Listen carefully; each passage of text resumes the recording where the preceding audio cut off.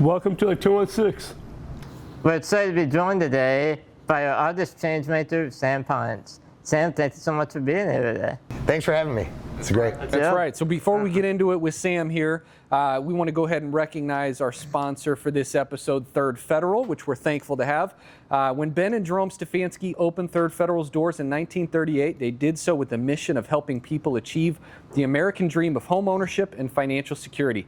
Third Federal is known for great interest rates on their mortgage and savings products and for customer service with a personal touch. For more than 85 years, they've been committed to their customers' success.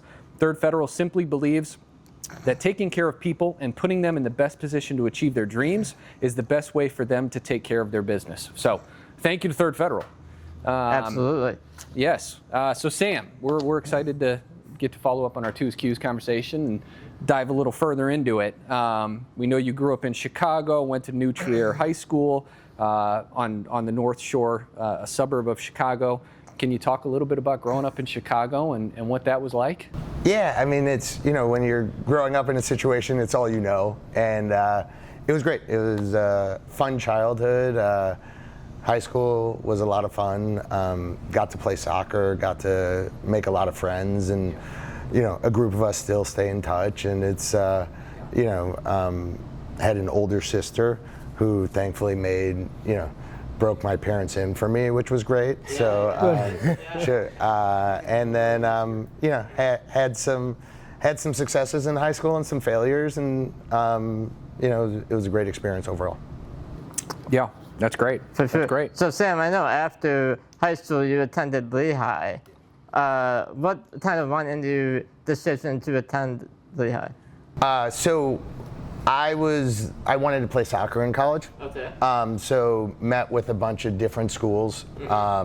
Was lucky enough to be recruited by some. And as I kind of narrowed down the schools, one of them was Lehigh. Went out and visited, enjoyed it. Had a good conversation with the coach, and chose to go out there. And it was I was lucky enough to have very supportive parents who were happy to send me there, and it was a great decision and a lot of fun, both in learning and also a lot of fun in growing as a person that doesn't happen in the classroom. Yeah. What position did you play? In soccer I was a goalie. And I would like to say that at Lehigh I was on the team. I don't know that I really played, but I was definitely on the team. Yeah. Okay. Speaking of soccer, so you played soccer at Lehigh. Where did your love sports come from in general? So both my parents are sports fans. It was one of those things where it was something we talked about. And growing up, I think there might be video of me when I was 6 knowing the Cubs lineup back and forth. Right. And so it was something that, my family to this day still bonds over. My sister, my parents, and I were just in Michigan over the 4th, and the 4 of us played golf together. Right. So it's all we can do without getting hurt now. But but it was, so it's always been kind of in our DNA. Okay. Yeah. Very nice. I like it. So after college, Sam, what was your first job, and what did it teach you as life in general? Yeah, so out of college, so when I went to college, I studied accounting, like you. Yeah, like you. Yeah, exactly. So I started off in public accounting with Arthur Andersen. Okay. At the time, it was one of the big 6 public accounting firms. So I would say I learned a few things there. One was just, seeing the grind of what day-to-day work is. Right. Yeah. And seeing that, you were going to put a lot of hours in. Whatever you were going to do, you should be passionate about. So that was one thing I saw. And then I also had some really good managers that challenged me and got to know me and kind of met me where I was professionally, personally at that point, and then some that didn't. So, the 2 things that I would say I took to the next thing I did, which was good karma, was I wanted to find something that I just didn't want to work until I retired. You know, I wanted to be part of something, going back to sports like a team, and then also if and when I ever became a manager, to make sure I was meeting the teammates I would manage and coach where they were first. That makes sense. Yeah, that's so important. I mean, I played team sports my whole life, coached, and you're building culture. You're doing so many of the same things in the world of business. So you get done there. You say, okay, I want to go do something I'm a little more passionate about, or whatever the case may be. You joined Good Karma Brands in 2000. Talk about kind of that process coming on board with them. What those first few years look like there. So, and it goes back to Lehigh, actually. So my best friend in college was Steve Politziner. Steve's best friend growing up was Craig Karmazin. Out of college, we rented an RV and traveled cross country. That was kind of our graduation. 3 kind of kids who grew up in the suburbs or cities, driving an RV around the country. There were some mishaps that like there were some signs we might have knocked out. I think we're past the statute of limitations, not realizing how high an RV is, but we bonded. So I didn't know Craig before then, and then out of college, Craig started the company in Beaver Dam, Wisconsin, a small town, 14,000 people. And he started with 2 radio stations. And so over those next 3 years, he brought 5 of us on as partners to really kind of, I don't know that we totally understood, and we definitely didn't understand where we were going. Right. But, all of us, the 5 partners, we all started selling radio in Madison, Wisconsin, where it was just selling commercials and sponsorships like Third Federal. Thanks to Third Federal, I'm a big fan of sponsors. And so, that was really where we learned. And, the decision goes back to kind of what I was saying about Arthur Anderson, where I wanted to be part of something. I wanted to be passionate about something. And, really quickly I became passionate about, what we were trying to build. Yeah. Well, and so much of it is the people you're building it with. It sounds like the relationships, the bonds that you formed, and really kind of tackling and trying to grow something together as a team or as that group. Right. Absolutely. So I know we talked about you majored in accounting. For me personally, from an accounting aspect, what was the transition like from being in accounting and then going over to media? Yeah, it's a great question, and I think, and so now we're 26 years past that. So we're trying to figure out what went on in my brain at that point, which is always a scary place to be. But I think the biggest transition in accounting, and I know you did forensic accounting, I did not. Right. So like in accounting, there's not as much gray. Right. It's you do it right or you do it wrong. So sales is probably more like being a batter in the major leagues. If you can go even 1 for 4, you're doing right. 250, you can stay in the majors, right? Depending on your WAR and OPS and everything else these days. But so that was hard because in school, you can get good grades or bad grades. You're getting them right or wrong. You can do everything right, and the 5 of us were just doing sales at that point. You could do everything right and not make a sale for a really long time, and it's a long process. So that was the hardest transition for me, was just consistently being rejected, and thinking wait, I'm working hard, I'm doing the right things, and now I kept being told no. That makes perfect sense. So accounting, like you said, you're right or wrong, but I bet that gave you a lot of resolve though to keep pushing after all the rejections. Yeah, it did. It helps you kind of deal with, I think, adversity anywhere in life. I think you go through transitions. Like at first you think you can position anything. And then you have kids and you realize you can't position anything. But I know. But you learn that, I think it goes back to figuring out who and what you are and what you're passionate about, and whether it's managing or meeting or selling or building a relationship, meeting people where they are and listening to understand them, versus when you first get into sales, you just want to answer with your response and not actually understanding them. Absolutely. Yeah. We know that you mentioned having 2 daughters during 2Qs. Sam, can you talk about your family and what they mean to you? Sure. Yeah, I would put them in the they mean everything category. Absolutely. My both girls were born here. So we've lived so when we first moved here, we lived downtown for a year, but my older daughter Ellie was born and we moved out to Solon. Yeah.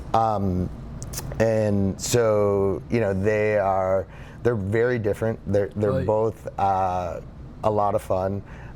So Ellie, and both are on the autism spectrum.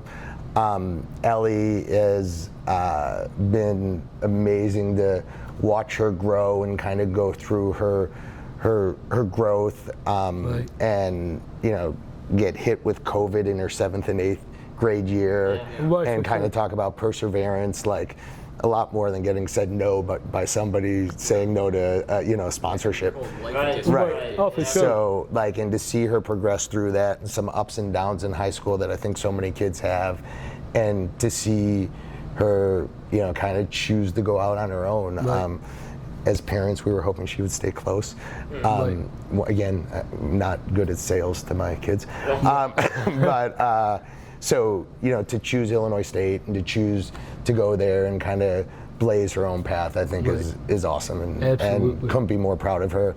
Although she told me I can't tell her that I'm proud of her anymore because it's boring. So at least I can tell you guys. Right. And then Zoe's nonverbal or Okay. close to it. And to just watch her navigate the world. Right. She's very affectionate, very active, and to just see how she interprets everything and connects to people without being able to do what we're doing right here, and be able to talk to people is like probably one of the best things I've ever seen. Yeah. Absolutely. Well, and I think so much of that aligns with who the two is and our vision statement of life without labels. A medical diagnosis does not define you. If you don't make it the main thing, it's not the main thing, and you as a parent know better than anybody. You get to kind of see and relate and know those people every day of your life and help them navigate strengths, challenges, interests. What are the best decisions for you as you kind of navigate through life? And we're so fortunate also in the realm that we're in with the Two Foundation to know so many individuals and help them figure out strengths, challenges, what are those areas of interest that are best fit and how do you achieve and reach your full potential?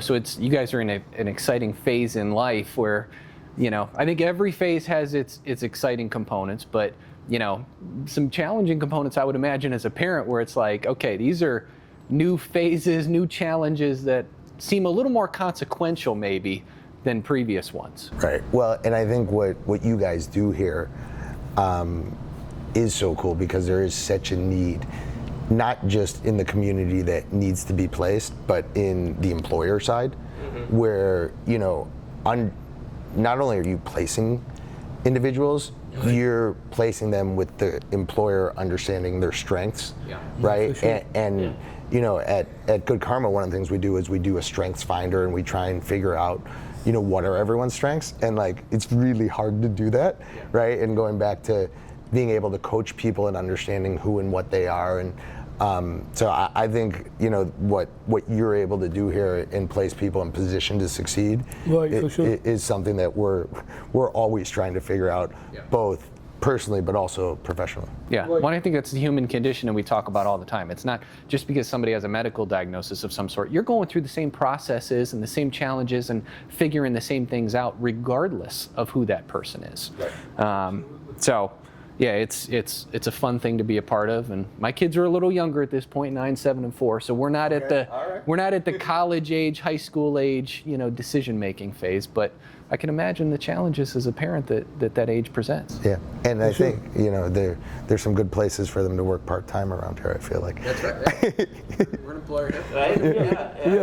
Yeah. Sam, you served as the Cleveland market manager from 2006 through 2022. What was that experience like?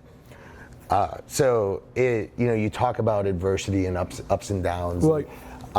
So the first part I'll tell you is, so when we bought ESPN Cleveland and we had looked at Minneapolis and Orlando, which at the time were kind of budding, like just growing cities. Right. And in 06, the economy in the U.S. was growing pretty quickly. But we chose Cleveland because of the people and because of the sports fans here. Right, for sure. And so we get here, we're doing great. And then 08, 09 happens.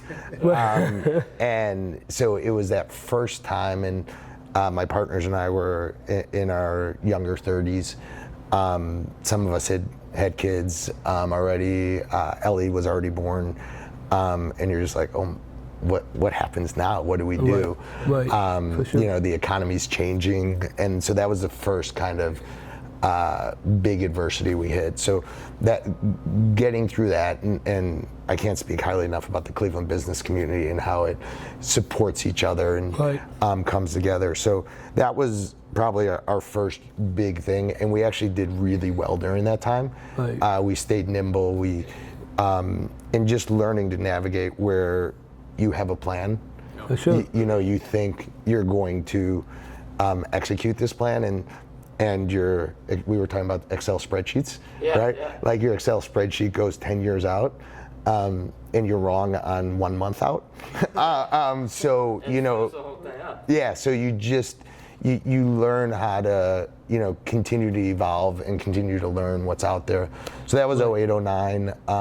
From there we grew pretty quickly, and then the next big mistake I think we made was just figuring out how to bring that next tier of leadership up, that next level of leadership. For sure. So it was, growing pains after growing pains, and lucky enough in that time to have found many mentors in the business community here who've kind of helped us along the way, and so that's probably the biggest stuff here from 06 to 22. Yeah. So we've read an article where you're talking about your guys' growth, and really you credited kind of your growth in leadership as one of those greatest factors or catalysts to being able to grow in that way. And I think this is something that every business owner can relate to. It's like, man, we have to really find those right leaders.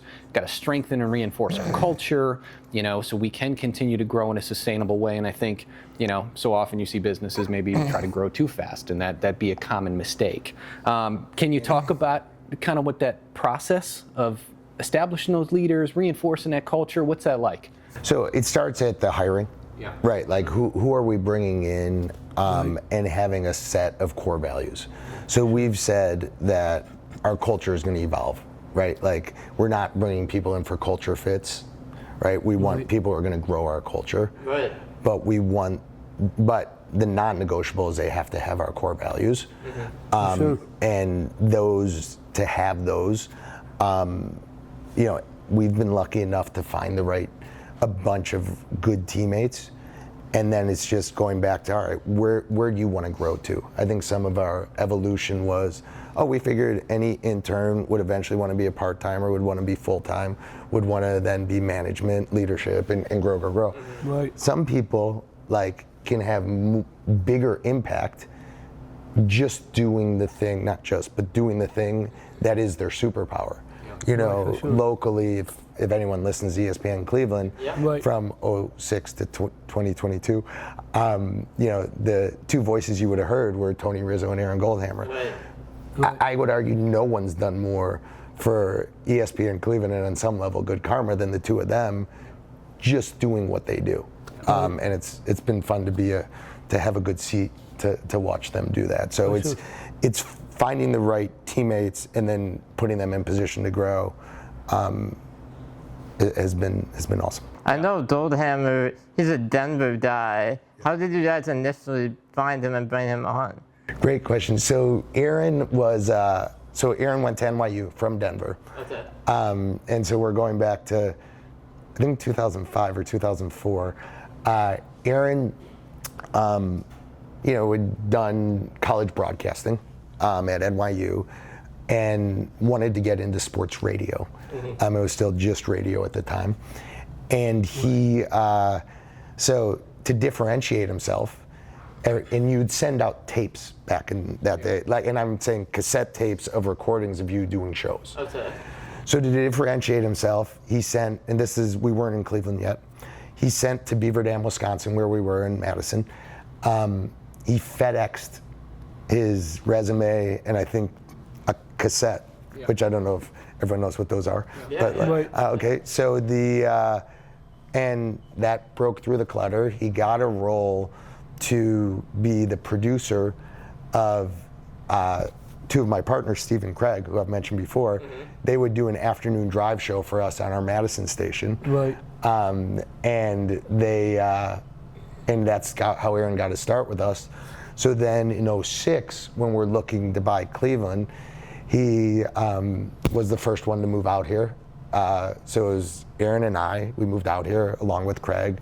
We lived on West, I think he lived on East 4th, we lived on West 6th, on West 9th. Wait, we lived on West 6th, sorry. Okay. Sorry, it's a couple of years. And so then,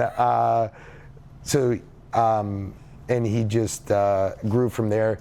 He is from Denver, which I know the fan base likes to bring up. He gets a lot of flack for that. Well, it's a great. Him and Rizzo are a great Yeah. compliment for each other. You know. He is, and he loves Cleveland. Yeah.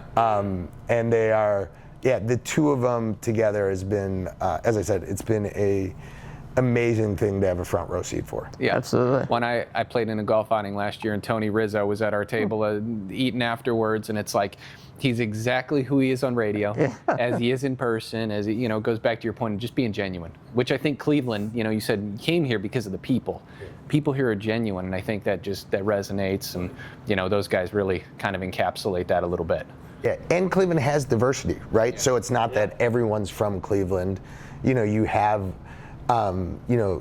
some different thinkers, and like bringing someone from Denver to talk about Right. football in Cleveland, like that's different. That's right. That's right. Absolutely. So you guys grow in 2022. You're promoted, and you go and oversee the LA market. Can you talk about that shift and the differences maybe between LA, Cleveland, what that was like? Yeah, so LA really surprised me from a lot of positives. So first, and I'll talk about, I know I mentioned it earlier, team as the one word for good karma that I would use. Yeah. The team in Cleveland has awesome, and anything I mentioned before has happened because of our teammates. So in 2022, we took over ESPN LA and ESPN New York. We bought them from Disney. The last three radio stations, ESPN radio stations Disney owned, were LA, New York, Chicago. So in 22, we bought all three of them. So I started to go to LA every week. The first person who made this possible is my wife, Deborah. So definitely when we talk about team, families are a big part of that. And so I was on a flight to LA every week. And so she definitely held the fort down here with two teenage girls, I think, at that point. Or one preteen and one teenager. And so that was the toughest part of it, right, was being away from home. And then the team in LA, that we inherited a content team, and then maybe only 7 or 8 teammates who were on the sales and marketing and operations side. And they were awesome, very welcoming. The other thing that surprised me about LA is how passionate the fan base is. I think we think in Cleveland we're, Cleveland sports fans are awesome, but we really have, most people in Cleveland are, Cavs, Guardians, Browns, Ohio State, maybe Michigan, but like one or, like it's very specific of the teams, and you'll get 95% of the people agree. Right. So I'm figuring I'm going to LA, there's at least 2 of every team, right? Like who? Right. Yeah. But the fan base that we've seen out there is awesome, and then the actual teams have been awesome to work with, that we've gotten to work with. So it's been neat. Yeah. It's football like doesn't Cleveland, the Browns. Football is pretty much king here. Is that the same in LA? Do they have like one specific team that everybody just is a diehard of? So it is Dodgers Lakers. Or actually, I go Lakers then Dodgers. Are probably 1 and 2. It's so big that you have a lot of sports fans, right? So you have a lot of different teams. Football might still be the biggest sport. And I would say, having worked with the Rams now for almost 5 years, the way the Rams are operating, in both on field and off field, I think you're going to see them continue to ascend. They're just a really great organization to work with, and it's neat to see that result on the field. But we see it not on the field. So there's a lot of connection right now in the sports world between Cleveland and LA, whether it's Myles Garrett, whether it's LeBron, whether it's what's the Cleveland LA sports story right now that has the most of your attention or focus? Yeah, I mean, I think we don't even have to say Cleveland, LA. I mean, I think I think it's it's the annual this time of year. Where's LeBron going to be? And he's earned that, and he's been awesome for both cities. He's obviously been great to the Northeast Ohio area. For sure. So yeah, I think it's number 1 through 10 is probably LeBron. I think when we do transition post NBA free agency and through the baseball season, I think we'll get to Miles and and the Rams and then obviously what's going on here with the Browns, and could be a fun year. So For sure. what do you guys think the Browns will do this year? Derek had your prediction out. You said 10 and 7. Derek is the ultimate Cleveland sports optimist, which I love. Right? You had 10 and 7. I Was your did have 10 and prediction. 7. Originally, And I'm glad that I spoke up too, Yeah. because you are opposite in the same way as well as me. Listen, Okay. I'm I know just hopeful. what I sort of said, I'm hopeful. I'm not ready to sign on for 10 and 7, Right. but I'm hopeful. We'll see. You see? I'll Derek, say- Yeah. Go ahead. I'm saying 7 and 10. I think it's going to be tough losing the caliber that Myles Garrett was. The Brown and Bruce, which I like, they didn't get pitched. They also got a you got a replacement. player, for him. too. They had a player, Quality. yeah. It's going to depend on TV, though. It also drafted Torrey. Yeah, I mean, what are you going to get out of Sean? What are you going to get out of Shador? That's Wait, so what I want to know is 10 and 7. Does that win the division? That's actually a good question. I mean, it could be like that, but it could be home all the way. yeah. I think maybe that maybe get you into the wild card. I just, we've been lucky enough here to experience the World Series since Right. I've been Oh, for here, sure. the NBA Finals. Yeah. A home playoff game in that stadium Yes. would just be amazing. Yeah, that was the only bummer about when they beat the Steelers. It was during COVID and it was in Pittsburgh. So that took a little bit away from that. Yeah. Hopefully they're on the right track here. But I think they're a year away, a couple years away maybe. But we'll see. You never know. We're always hopeful in Never know. Cleveland. I like Derek's version. yeah. I like so. your version. No, appreciate that. Sign me up for 10 and 7 right now. Well, when I initially asked Derek, he said 14 and 3. So he's come back We had to reel him back to the in a back little a little bit, bit. Yeah. Don't let them reel you Yeah. back in. Yeah, Undefeated currently. Undefeated Yeah. currently. Exactly. Yeah. Agreed. Yeah. But at some point, though, I may have to get what myself back. Yeah. All right. Yeah. Yeah. So, Jack, you want to kind of transition a little bit? We had to go into sports a little bit. Yeah. Had to go Yeah. into sports. Absolutely. That's part of the Yeah. fun of not being at an accounting anymore. Yeah. Right. Yeah. You right. talk about sports. I love it. Yeah. So, Sam, we know about your sales and leadership series called Time to Win. Could you kind of talk to us more about that series and how that reinforces your culture at Good Time Brands? Yeah, so I'll give you the kind of background of Time to Win. And the first thing I'll tell you is I'm a really bad writer. Even in college, I had, I think freshman year, a tutor just for like English classes. It's, whether I could get there, and there right is always a crapshoot, pre grammar check and everything else. So I give that background because I think it's important when we talk about team. and like how we kind of find our strengths. So in 2015, we were transitioning a manager in our Milwaukee office. And so for 6 or 9 months, I was managing Milwaukee along with Cleveland.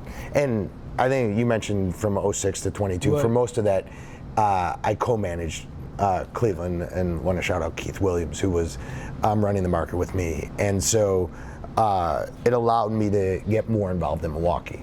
Now, at the time, there wasn't a lot of video calls. I think the technology was there, but might have involved like a camera on top of You your had to get computer. your own It wa- separate camera. Yeah, Right, like yeah, it wasn't. yeah. It wasn't like Inconvenient, A thing. yeah. It wasn't Right. a thing. So, and I wasn't gonna fly there every Monday. So instead, I was sending a note every Monday that would kind of say the metrics of the week for our sales team, Right. and then it would have like a little message of like, listen to understand, right? Like what I just talked about. Like if you can listen, ask good questions, something like that, just really small. Right. So as I transitioned away from that, Dan Carlson was our teammate who took over sales manager there. And Debbie Brown, who's a EVP of the company now, was also pretty involved, and they both asked me, hey, you should keep sending that. So not the metrics, just that note. So then that note started to expand. It started to get out within the company as we grew. And you mentioned like kind of as a culture, leadership, sales, marketing type of idea. So as it grew, I started to need editors. Okay. Because as I said, like Keith actually mentioned Keith Williams again, used to send me back an email when I would send it out and say like, here you're wrong, here you're wrong, here you're wrong. And I was like, okay, great. And Deborah also was one of my early editors. But as it grew, we needed to have people internally who could like look at it before it went out to the team, because we weren't this, it wasn't professional for me to be making grammar mistakes and putting the wrong two, right? Like, Right, yeah, so, Yeah. right, then COVID hits.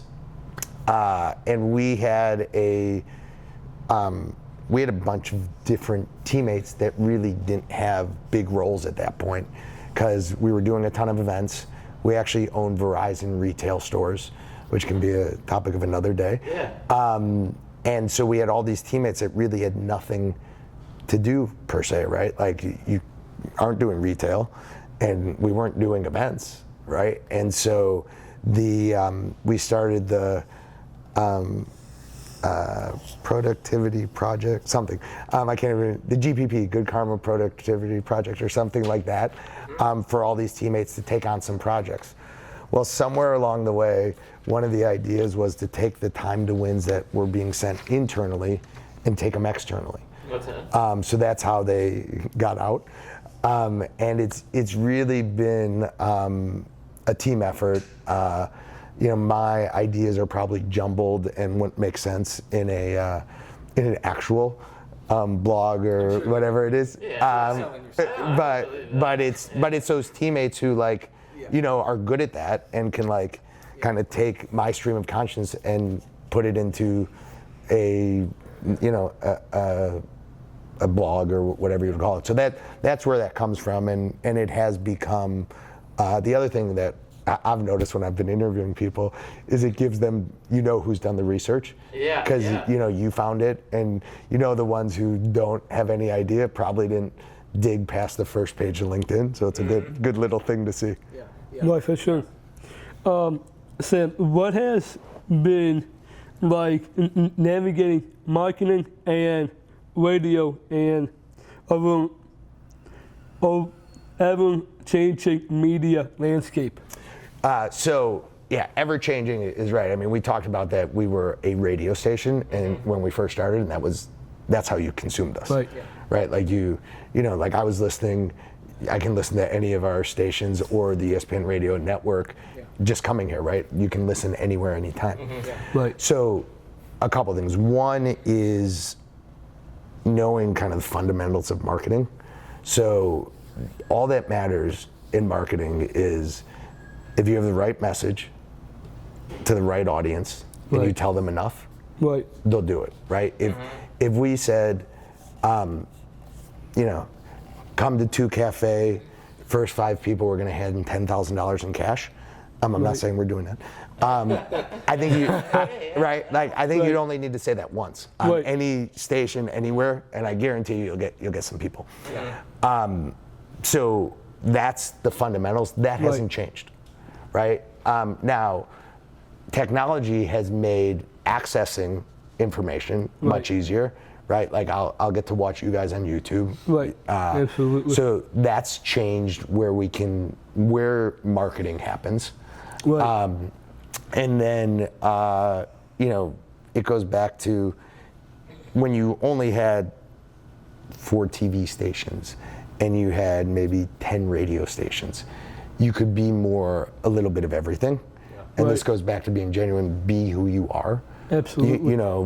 I've had people ask me, well, don't you want to reach more than the sports fans? Right. It's like, no, we want, it's about our fans. It's about, like Third Federal, getting that message out and having our teammates get the message out so that, Right. Our fans can react to our partners. And Right. just kind of that has never changed. Yeah. Right. So when you said you bought the last 3 radio stations from Disney, was that because they were looking at it as, hey, let's move on from this? Things are changing. It seemed like an opportunity, obviously, to you guys to move forward in that way. So how do you kind of, I guess, value each of these different components in the world of media these days? Yeah, so I'll answer the Disney part first and then like the valuations, if you will. Yeah. So the Disney piece, so when we had Madison, Milwaukee, West Palm Beach, and Cleveland, they considered us their best-in-class local operator. And so when they were looking at those 3 markets, in the world of Disney, the content matters a lot. The actual numbers, the dollars, aren't big in, as you think of Mickey and like the Right. theme parks and ESPN overall and all the things you read about. So it was who could be a steward for their brand and grow their brands in the markets, but those markets are really important to them. So that's how they were looking at us. We looked at it as an opportunity to continue to ingrain ourselves more with our biggest partner and our most important partner. So that's really where we valued it from. And then being able to grow our team, right? Like if again, what matters to us is our fans, our advertising partners, and our teammates. Absolutely. And growing, but not just getting bigger, just growth of each of those. And so that's where we valued it, is more like, all right, how can we grow and not just get bigger? Yeah. So I think that kind of transition topics a little bit again. So you talk, I had a quote from you before, winning at Good Karma Brands isn't about our success, it's about our advertising partners, our fans, and our teammates achieving success. And I think that's a similar approach here at the 2, where it's not about us and our success here, it's about our graduate success, our business partners' success, our school partners, our healthcare partners, all those different partners that participate in our model. And I know, obviously we talked about your daughters earlier, and that's an important topic for you. You're a huge advocate for kind of that community and that population of individuals. You were on the board at Milestone Autism Resources for some time, for some years, now very involved with Autism Speaks. You want to talk a little bit about those organizations, or any efforts or things you currently have going on in that area? Yeah, so we can start. So Milestones, Mia and Alana were 2 mothers of, at the time, kids on the spectrum, and might have even been pre-Google. Right. So, there weren't many places to get answers. And they really created this organization out of need for them, and then, were giving enough to share the resources. And, Right. it's, I think parenting is pretty tough and in a lot of ways, and, you're looking for answers. So to have the resource that Milestones was for many years, and what I would call phone a friend, that's what that resource was, really through a lot of our early days of parenting.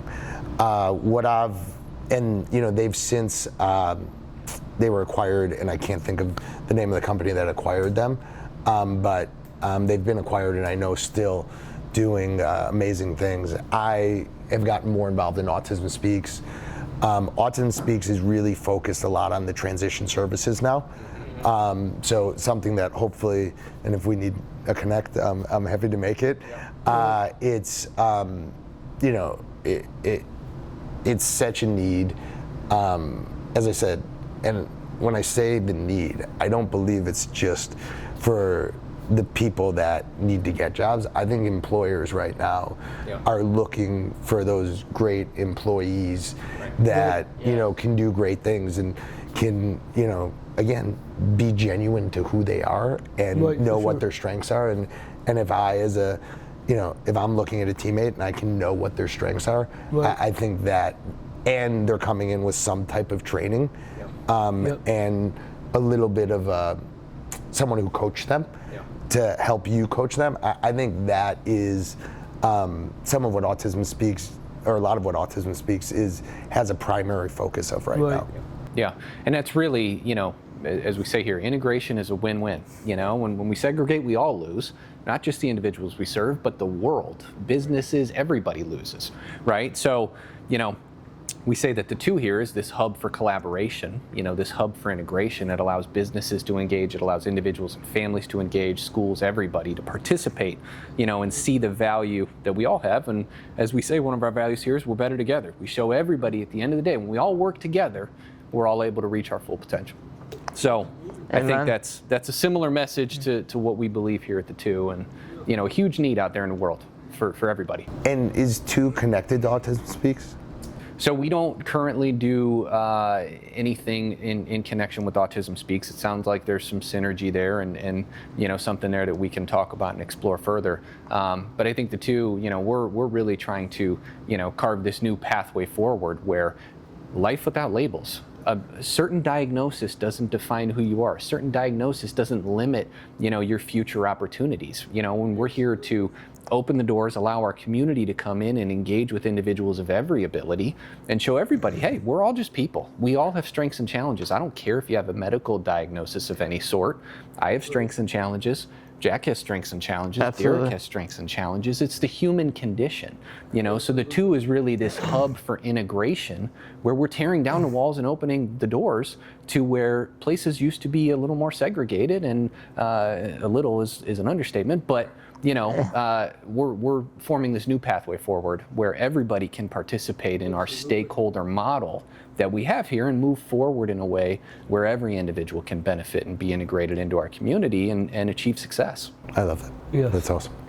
Yeah. So what we appreciate, we say all the time, obviously our mom, Derek, and my mom starting this whole thing, there's no better advocate than a parent, you know, and you know, we appreciate you for those efforts, because at the end of the day, it's not just your two daughters that are going to benefit from those things. It's many, many other people.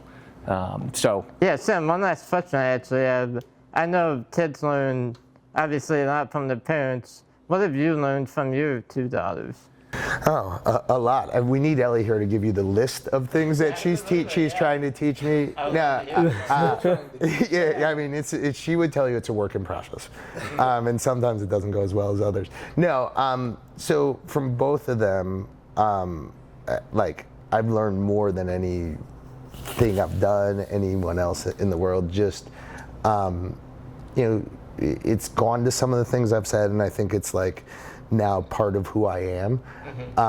But really, you know, taking a step back and understanding that, you know, people aren't going to think the way I think, and thankfully that's true, right? Like we don't need any more people thinking like I do, and it's been awesome to see, you know, and this is a progression for me, and you know, therapy helps, so I'm a big proponent of therapy. But like, to certain things that I didn't understand, right? And knowing that, and I think you just said everyone has different challenges, knowing that, like, you know, their challenges are gonna look and feel different, and how they come out in them might look and feel different. And it's, you know, it's allowed me to listen often and not always try and solve. Right. Which I think in school, that's what we learn, right? Like, here's a question, right, here's the answer. Right. But like, sometimes it's not about solving, it's processing and taking a beat and figuring out, like, all right, what does everyone want? You know, because people want to be happy, people want to do good things, and people want to contribute. Right. And I think they've helped me see that on, like, in an inexplainable way. Right. I got a question for you. Yeah. Just by a parent's standpoint, okay, as well. I mean, just really looking at your kids, okay, and seeing what God has been having for you to have a plan and going down the road. I mean, as a parent, and I know as much as you two kids mean so much to you and to your wife as well. I mean, how does that mean, just by a parent standpoint to a biblical point as well? Just by biblical point, meaning that where God has pointed your kids in the right direction, and how you guys grew them as well. Yeah. How does that play into a parent standpoint, looking at biblical points? How do you, as a parent, I mean, Yes. life's full of challenges. I think as a parent, Absolutely. those are some of the things you learn the most from, you know, to maybe individuals who aren't parents yet or considering being parents. What advice do you have for them? Enjoy.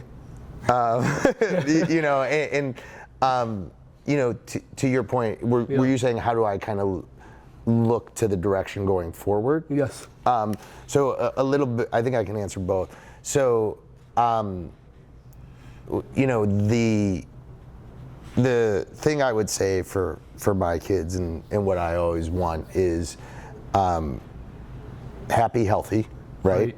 And then the third thing I added over time in learning, and if there was a plan for this, maybe there's a plan for this, is independence. And that third one of independence is, you know, to the greatest of their ability.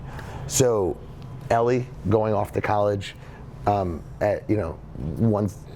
nothing to do with us at times. Sometimes Right. she likes us, but you know, like any 18-year-old, right? Like, she Right. wants to go to college, and then that's the plan, right? She's gonna go on and do that. Zoe, independence might look a little different, right? Right. And so that's the first part that I see as the plan. Is, all right, how do we stay happy, healthy, and independent to the best of their ability? Because I think that's where they're happiest. For sure.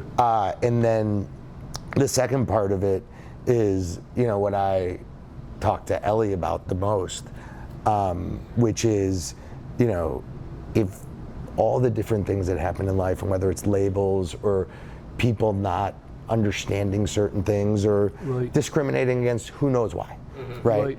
Like, if she can work hard, be honest, be nice, and be herself, Right. then, like, it'll all work out. Right. So I think the plan works out as long as you have those four things.